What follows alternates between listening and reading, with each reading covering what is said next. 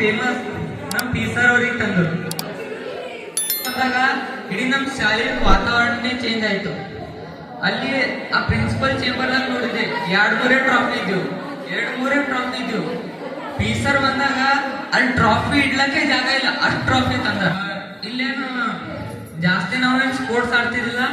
ನಂಗ್ ಆಟ ಆಡೋದ ಗೊತ್ತಿತ್ತು, ಆಟಕ್ಕೆ ಸ್ಪೋರ್ಟ್ಸ್ ಅಂತಾರಂತ ಪಿ ಸರ್ ಬಂದಾಗ ಗೊತ್ತಾಯ್ತು.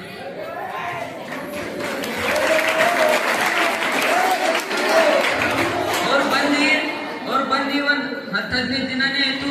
ಅವರು ಸ್ಪೋರ್ಟ್ಸ್ ಚಾಲು ಮಾಡೋಣ. ಅವ್ರು ಫಸ್ಟ್ ಗೇಮ್ ಥ್ರೋಬಾಲ್ ಆಡ್ಸೋರು. ಆ ಥ್ರೋಬಾಲ್ದಾಗ ಅವರು ಒಂದ್ 10 ದಿನ ಟ್ರೈನಿಂಗ್ ಕೊಟ್ಟು ನಮ್ದು ಪ್ರೈಮರಿ ಹುಡುಗರಿಗೆ ಡಿಸ್ಟಿಕ್ ಲೆವೆಲ್ದಲ್ಲಿ ಒಯ್ದು.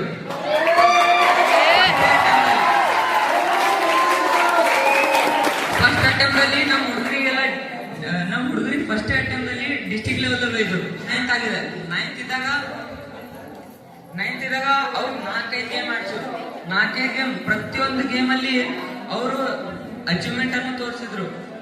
ಮತ್ತೆ ಅದೇ ಮುಂದಿನ ವರ್ಷದಲ್ಲಿ ಕಳೆದ ವರ್ಷದಲ್ಲಿ ಅವ್ರು ಹೇಳಿದ್ರು, ಈ ವರ್ಷ ನೋಡ್ರಿ ಸರ, ಪಾಟೀಲ್ ಸರ್ ಅವ್ರಿಗೆ ಹೇಳಿದ್ರು, ಈ ವರ್ಷ ನೋಡ್ರಿ ಸರ ಡಿಸ್ಟಿಕ್ ಹೋಗಿದ್ದೀನಿ, ಮುಂದಿನ ವರ್ಷ ನಾ ಡಿವಿಷನ್ ಹೋಗಲ್ರಿ ಕೇಳ್ರಿ ಅಂತಂದ್ರು. ಹೇಳಿದಪ್ಲೇನೆ ಅವ್ರು ಮುಂದಿನ ವರ್ಷ ನಮ್ ಹ್ಯಾಂಡ್ಬಾಲ್ 4 ಟೀಮು ಡಿವಿಷನ್ ಲೆವೆಲ್ ಒಯ್ದ್ರು. ಮುಂದಿನ ವರ್ಷ ನಮ್ ಚೆಸ್ ಟೀಮಿಗೆ ಸ್ಟೇಟ್ ಲೆವೆಲ್ ಒಯ್ದ್ರು. ಮೂರು ಸ್ಟೂಡೆಂಟ್ ಅವ್ರಿಗೆ.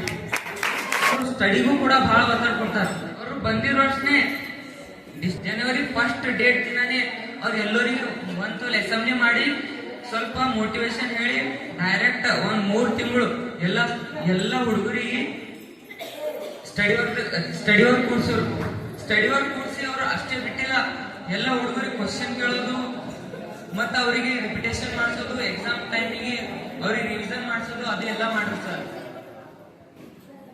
ಮತ್ತ ಹಂಗೆ ಅವರು ಕಲ್ಸ್ಕೋತ ಹೋದ್ರು. ಮತ್ತ ನಂಗ ಪಿ ಸರ್ ಅವರು ಓನ್ಲಿ ಇಲ್ಲಿ ಸ್ಟಡಿ ಬಗ್ಗೆನೇ ಇದು ಮಾಡೋದಿಲ್ಲ. ಅವರು ನಾವು ಮುಂದಿನ ಜೀವನದಲ್ಲಿ ಹೆಂಗ್ ಬೆಳಿಬೇಕು, ಹೆಂಗ್ ಇರ್ಬೇಕು, ಹೆಂಗ್ ವರ್ತಿಸ್ಬೇಕು, ಹೆಂಗ್ ಸಕ್ಸಸ್ ಆಗ್ಬೇಕು ಅಂತ ಅವ್ರು ನಮ್ಮೆಲ್ಲರಿಗೆ ಹೇಳ್ಕೊಟ್ಟಾರ.